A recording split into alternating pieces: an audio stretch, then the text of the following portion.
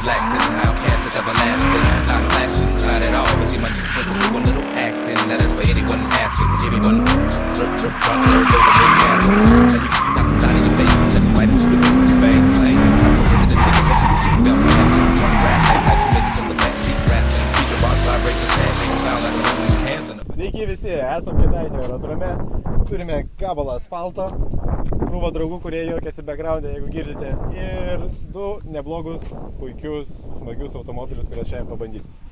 Taip pat papasakosime, kaip vyks Asfa Drift Matsuri Night rugpjūčio 17, kuris vyks štai šioje vietoje, šioje lokacijoje.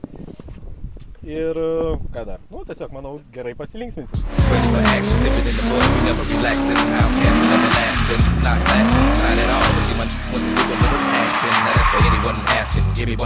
Povilas Vencevičius. Sveikas. Sveikas. Vienas iš NPT vairuotojų.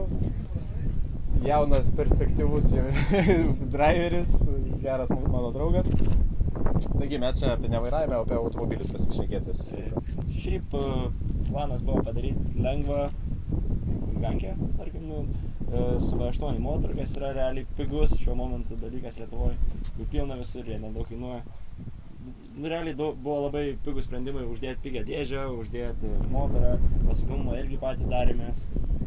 Po to, kad irgi tam nebūtų padangų sąrandos, dar kažkas tokio didelės baisiai. Viskas į lengvą galutinį rezultatą buvo orientuota. Tai kiek sveriat dabar?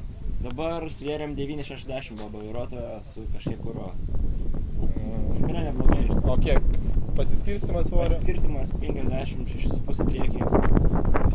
Tai nėra baisiai daug, ne baisiai sunkus priekis gavosi. Viskas gerai, kaip ten nuėjo. Taip pat pastebėjau, turit po 2 suportus, stabdžių suportus gale. Taip.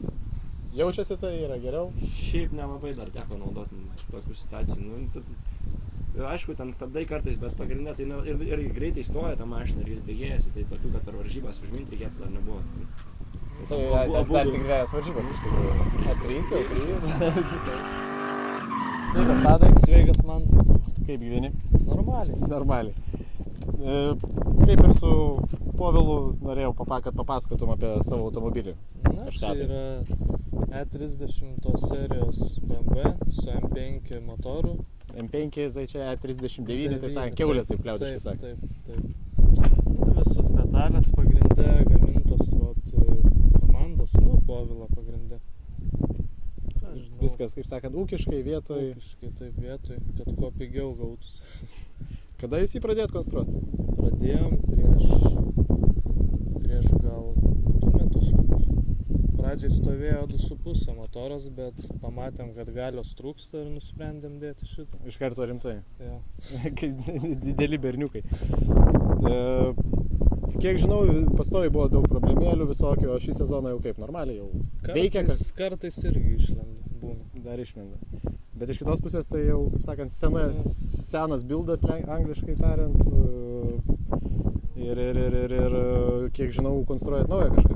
Konstruojam dabar E46 trečios serijos BMW su kokiu motoru? 2,5 turbo.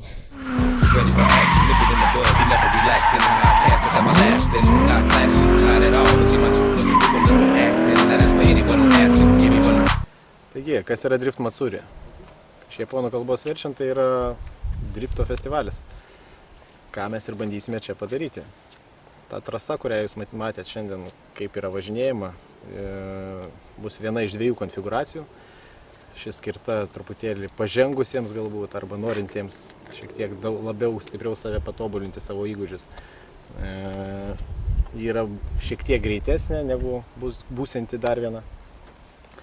O šiaip apie patį Matsuri tai nėra varžybos, tai yra tiesiog šventė pasidžiaugti automobiliais, pasidžiaugti slystančių automobilių vaizdu, pasidžiaugti kompaniją, bendraminčiais. Tiesiog šventė.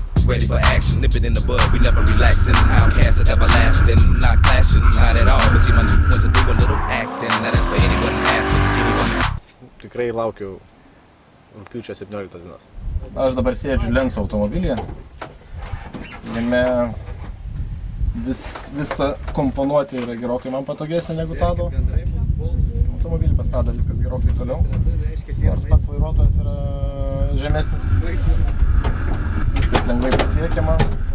Pedalai savo vietose, važiuojant nekyla jokių klausimų, kur kas yra.